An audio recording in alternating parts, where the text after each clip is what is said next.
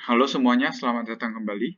Jadi di video kali ini saya akan menganalisa beberapa kripto ya. Kita akan mulai dulu dari ATT. Nah, kita bisa perhatikan di beberapa hari yang lalu ini ada pump yang lumayan tinggi ya.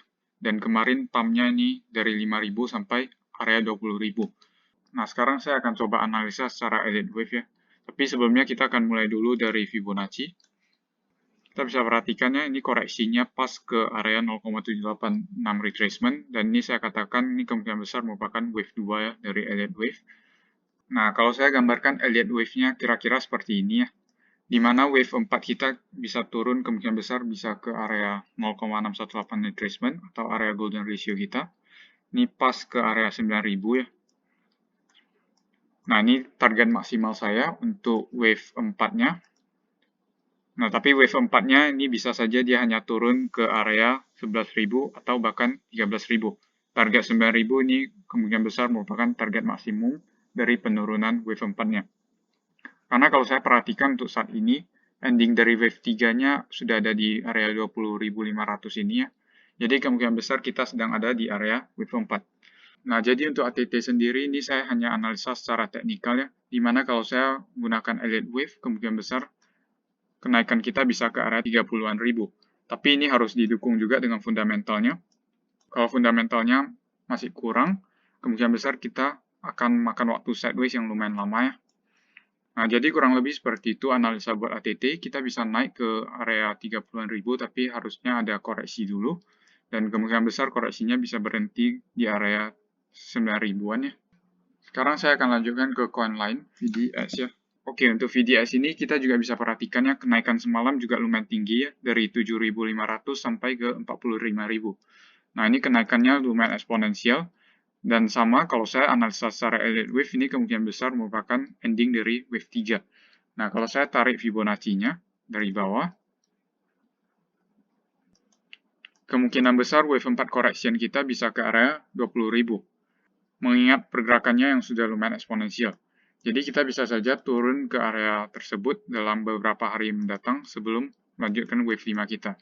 Nah, tapi untuk VDS ini, kalau saya perhatikan, wave 5-nya bisa hanya sampai ke area sini, kemudian turun kembali. Nah, ini skenario yang patut kita pertimbangkan. Karena kalau wave 4-nya turun sampai 20.000, ini wave 4 ke wave 5 ada sekitar 100%. Jadi kemungkinan besar wave 5-nya tidak akan break di atas area 50-an ribu lagi. Nah, tapi ini hanya analisa untuk saat ini ya. Kalau VD kedepannya bisa break di atas 50.000, kemungkinan besar kita akan naik mungkin ke area 80-an ribu. Nah, tapi untuk saat ini kalau saya perhatikan, kita akan ada koreksi dulu. Nah, koreksinya bisa hanya sampai 20.000 atau bahkan bisa sampai 12.000. Tapi untuk saat ini saya lebih melihat koreksi ke area 20.000 yang lebih mungkin terjadi. Karena ini merupakan area golden ratio. Nah, untuk VDS ini sebenarnya saya tidak sarankan untuk invest jangka panjang ya, karena ini koinnya juga tidak begitu terkenal. Jadi kita bisa gunakan volatility-nya buat trading jangka pendek saja. Jadi kurang lebih seperti itu buat VDX. Sekarang saya akan lanjutkan ke HNST. Oke, buat HNST sendiri kita bisa perhatikan sekarang dia ada di area resisten dan kemudian terjadi rejection yang lumayan kuat ya di hari ini. Kalau hari ini dia gagal close minimal di atas 720, kemungkinan besar kita akan melihat koreksi kembali. Nah, kalau saya perhatikan untuk HNST ini, kemungkinan besar kita bisa membentuk ascending triangle ya, di mana sekarang kemungkinan besar kita akan ada 2 kali koreksi lagi. Jadi kurang lebih seperti ini. Koreksi untuk kedua kalinya, setelah itu baru kita bisa break dari area ascending ini. Nah, ini untuk idealnya ya, tapi dia bisa saja break pas retest ketiga kalinya. Nah, ini patut kita pantau, karena HNST kalau break dari area ascending triangle ini, kemungkinan besar dia bisa mencapai target yang baru. Targetnya ada di area 1000 ya. Nah, tapi ini dengan catatan dia harus break dari ascending triangle ini. Nah, jadi ini kemungkinan yang bisa terjadi ya buat HNST. Jadi area yang cukup bagus buat akumulasi kemungkinan besar ada di area 400-an. Oke, jadi kurang lebih seperti itu. Kalau saya perhatikan ini HNST kemungkinan besar baru membentuk wave 1 ya, dari Elliott Wave. Jadi kalau dia break dari sini, kemungkinan besar itu bisa jadi wave 3-nya.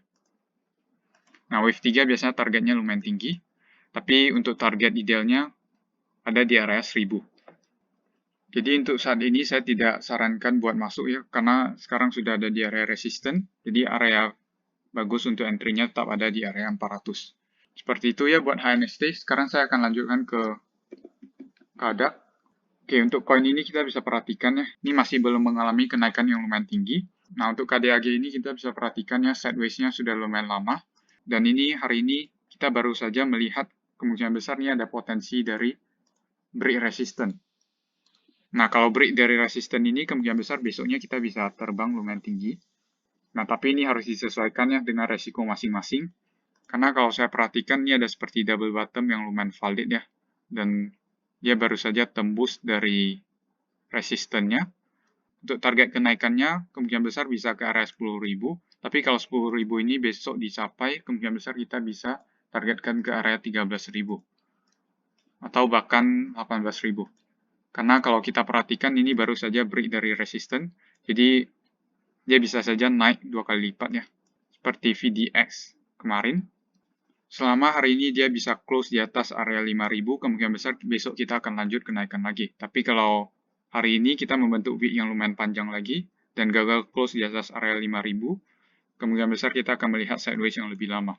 Tapi kalau saya perhatikan, kemungkinan besar ini kita akan break dari area resisten 5.000-nya, dan melanjutkan kenaikan ke target resisten di area 14.000.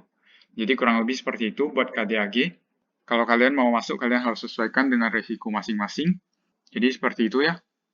Bagi kalian yang mau mendapatkan analisa koin lainnya, kalian bisa join di channel Telegram saya. Linknya ada di deskripsi.